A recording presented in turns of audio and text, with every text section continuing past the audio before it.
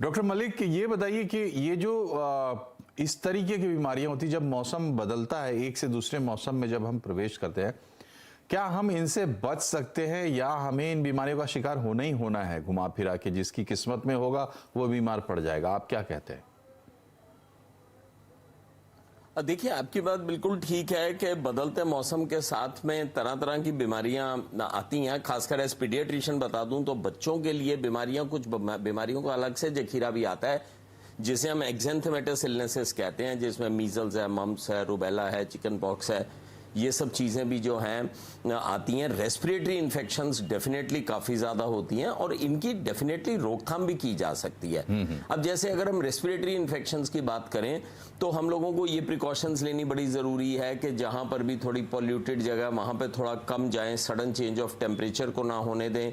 जो एस्थमेटिक्स हैं वो अपने इन्हेलर का जो है वो रेगुलर इस्तेमाल, जो खासकर इस मौसम में जो है एस्थमेटिक्स को, ब्रोंकाइटिस के पेशेंट्स को, साइनोसाइटिस के पेशेंट्स को, एलर्जिक राइनाइटिस के पेशेंट्स को थोड़ी प्रिकॉशंस लेनी ज़्यादा ज़रूरी है। खासकर आने वाला एक महीना जो है इनके लिए थोड़ा सा ख़राब होने वाला है, तो उसकी प्रिकॉशन ले सकते हैं। स्किन के पेशेंट्स को जो है परेशानियाँ आ सकती हैं बदलते मौसम में, वो अपना थोड़ा खास ध्यान रखें, वो बड़ा इंपॉर्टेंट है।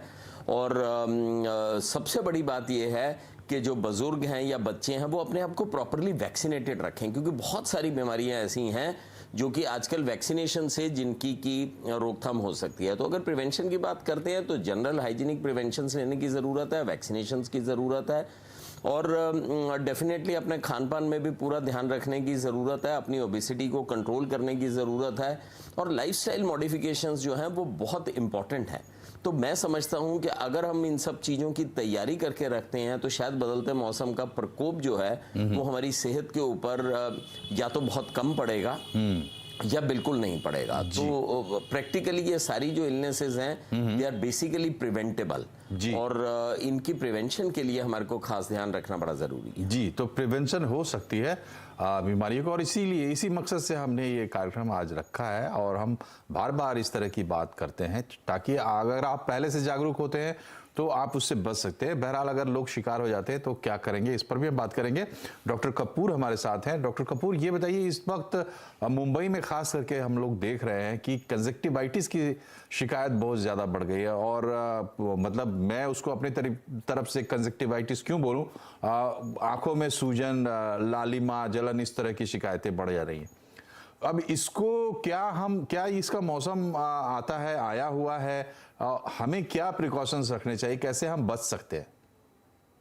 अमूमन जब भी बारिश का मौसम आता है ये कंजंक्टिवाइटिस के केसेस बहुत ज्यादा बढ़ जाते हैं और ऐसे ही आजकल देखा जा रहा है कि जैसे बारिश हुई है तो एकदम कंजंक्टिवाइटिस के केसेस काफी आ रहे हैं। और सबसे ज्यादा इसमें जरूरी है पर्सनल हाइजीन का ठीक होना, इंसान को ये रियलाइज करना कि ये बीमारी जो है ये एक दूसरे से फैलती है, ये कंटेजियस है। तो इसके लिए उसको ये समझना बहुत जरूरी है कि वो लापरवाही ना करे, पब्लिक प्लेसेस में वो थोड़ा और लोगों से दूरी बनाकर रखे।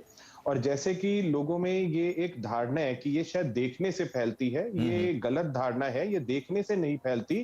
केवल काला चश्मा लगाने से उसका प्रिवेंशन या उसके स्प्रेड में रोकथाम नहीं हो सकती। इसके लिए बहुत जरूरी है हाइजीन में कि एक तो टच ना करें एक दूसरे को। पब्लिक प्लेसेस में अगर वो बैठे हैं, जैसे उन्होंने अपनी आंख को छुआ और वो किसी पब्लिक प्लेस में ट्रेवल कर रहे हैं तो कहीं पे भी अगर वो छूते हैं और दूसरा इंसान उसी पॉइंट पे छुए और अपनी आंख को टच करे तो वो इस तरीके से फैलता है। जी, इंसान को ये बहुत जरूरी है ये करना कि अपने हाथों को फ्रीक्वेंटली सैनिटाइज करें। बार बार कभी भी पब्लिक प्लेस में एंटर करें या बाहर निकले तो सैनिटाइजेशन अपने पास रखे सैनिटाइजर और उसको इमीडिएट यूज करें और फ्रीक्वेंटली अपनी आंखों को धोते रहें। फ्रीक्वेंट वॉशिंग बहुत जरूरी है and do not touch your eye. अगर आपको आंखों में कोई जलन का एहसास हो रहा है, आपको कुछ ऐसा लग रहा है कि कुछ खुजली हो रही है, फिर भी आप चाहते हुए भी कोशिश करें कि उसको अवॉइड करें, टच ना करें। किसी कॉटन का या किसी रुमाल का, साफ कपड़े का इस्तेमाल करके ही आंख को छुए। तो इससे आप कंजंक्टिवाइटिस को फैलने से रोक सकते हैं। जी।